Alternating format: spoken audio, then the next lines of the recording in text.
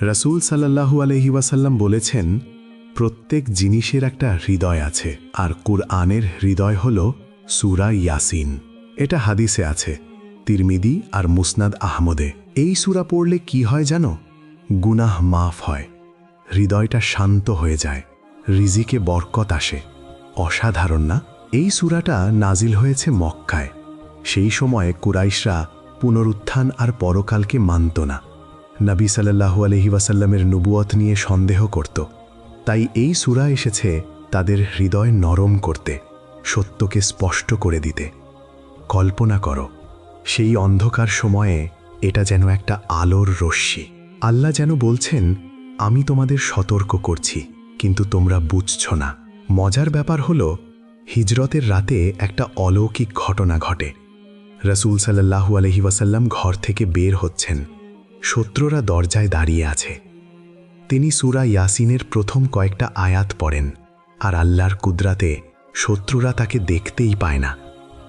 এটা সিরাত বইগুলোয় লেখা আছে। তোমরা কি ভেবেছ কখনো বিশ্বাসের শক্তি কতটা বড়? এখন শোনো আন্তাকিয়ার সেই মর্মস্পর্শী গল্প। সূরায় বলা আছে, আল্লাহ সেখানে ৩ জন রাসূল পাঠান, কিন্তু লোকেরা মানে না। তখন একজন মুমিন, হাবিব নাজ্জার, উঠে দাঁড়ান, বলেন, আমার লোকেরা এদের কথা শোনো।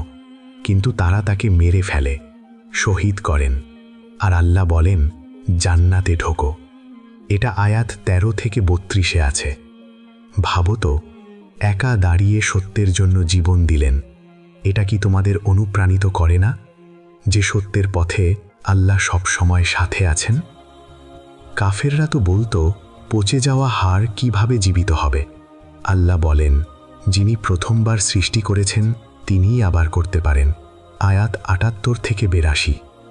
আর সেই ক্ষমতা কুন ফায়াকুন, হও আর হয়ে যায়। কোনো যন্ত্র লাগে না, সময় লাগে না, শুধু আল্লাহর ইচ্ছা। আসমান আর জমিন যিনি বানিয়েছেন, তিনি কিয়ামতে সবাইকে জীবিত করবেন, যেন একটা নতুন সকাল। সূরাটা শেষ হয় আল্লাহর মালিকানা দিয়ে। প্রতিটি আত্মা তার কাছেই ফিরবে। আয়াত ৮২-৮৩। ভাই বোনেরা, এই সূরা একবার পড়ে দেখো, তোমার হৃদয়ে একটা শান্তি নামবে, যেন আল্লাহ নিজে তোমাকে জড়িয়ে ধরেছেন। আল্লাহ আমাদের সবাইকে এর বরকত দান করুন। আমিন।